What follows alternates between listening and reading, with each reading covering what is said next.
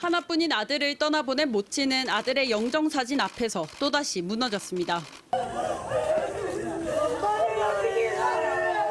해병대 사령관의 손을 잡고 한동안 눈물만 흘렸고 일이 터지고 뒷수습만 하는 군 당국을 원망하기도 했습니다.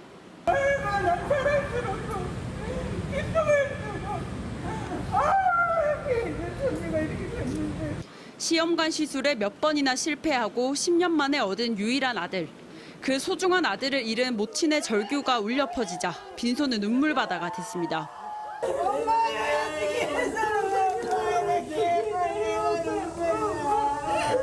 포항 해병대 1사단 김대식관, 고 최수근 상병의 빈소가 마련되자 최 상병을 기리는 조문객들의 발길이 이어졌습니다. 올해 20살인 최 상병은 해병대 1사단 포병대대 소속으로 2달 전 신병 수료식을 치러 더욱 안타까움을 더하고 있습니다. 지인들은 정북 정읍에서 빈소까지 한 걸음에 달려왔습니다. 이들은 최 상병이 입대 전 아르바이트를 해 번 돈으로 어머니 생신에 소고기를 사온 착실한 외아들이었다며 고인을 회상했습니다. 대부분 아이들은 늦게 오면 택시라도 타고 오는데 이래는 군대 가야 된다, 운동을 해야 된다. 그래서 한 30분 정도 걸어서 그 늦은 시간에도 걸어와서. 국방부 장관도 직접 조문하고 고인의 명복을 빌었습니다. 네, 우리 국민과 군을 위해 헌신한 최수근 상병을 영원히 기억할 수 있도록 필요한 조치를 다 해나가겠다 이렇게 말씀드렸습니다.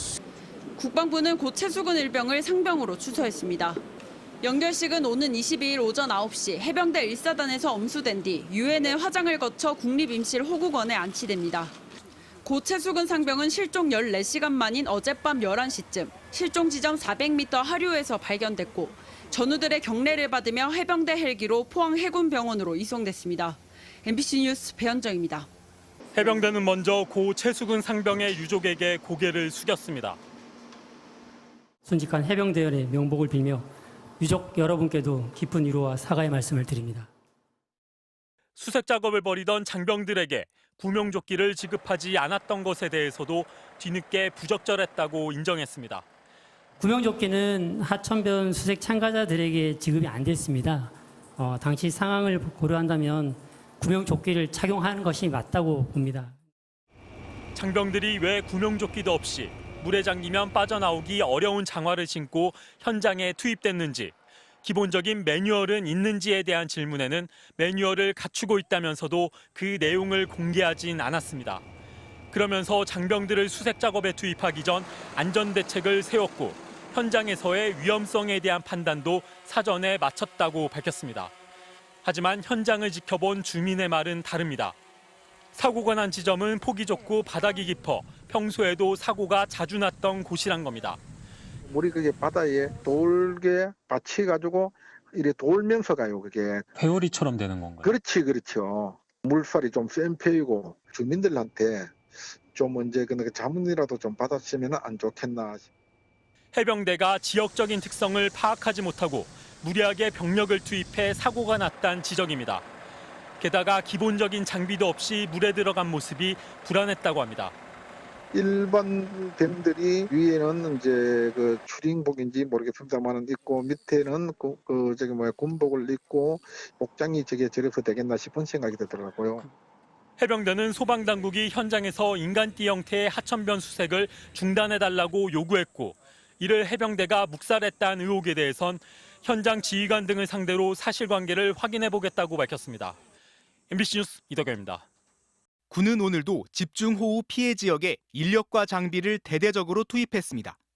장병 1,200여 명과 장비 640여 대를 투입해 실종자 수색과 피해 복구 등을 지원할 예정입니다.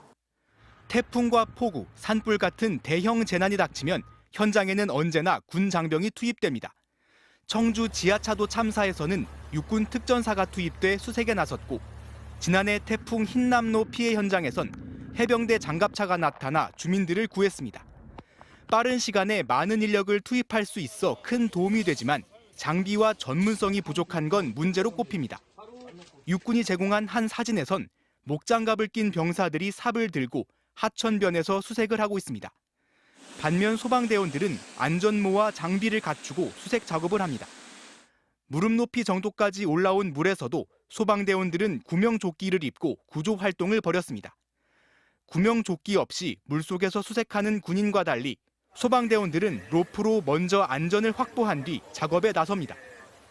군인들은 전투를 하는 데 특화될 뿐이지 구조 작업엔 전문성이 떨어지는 만큼 할 수 있는 것과 할 수 없는 것을 철저하게 나눠 임무를 부여해야 한다는 지적입니다. 수색을 하려면 전문가가 제대로 된 장비를 갖추고 들어갔어야 되는데 그거를 이제 비전문가들한테 맡겼다는 것도 이제 좀 문제가 있죠. 구체성을 띈 안전 지침의 여부도 짚어볼 부분입니다. 국방부는 안전을 확보한 가운데 지원 태세를 유지하라는 지침을 각 군에 내려보냈고 해병대도 재난 현장 조치 매뉴얼이 존재한다는 사실은 밝혔습니다. 다만 세부적인 지침이라고 보긴 어려워 현장 지휘관의 판단에 맡기는 경우가 많을 수밖에 없습니다. 전형적인 인재로 군에 대한 비난이 쏟아지고 있는 가운데 해병대 홈페이지엔 언제까지 이런 사고가 나야 하냐, 동네 마트 10,000원짜리 구명조끼도 군인은 입을 수도 없냐는 게시글이 이어졌습니다. MBC 뉴스 송희표입니다.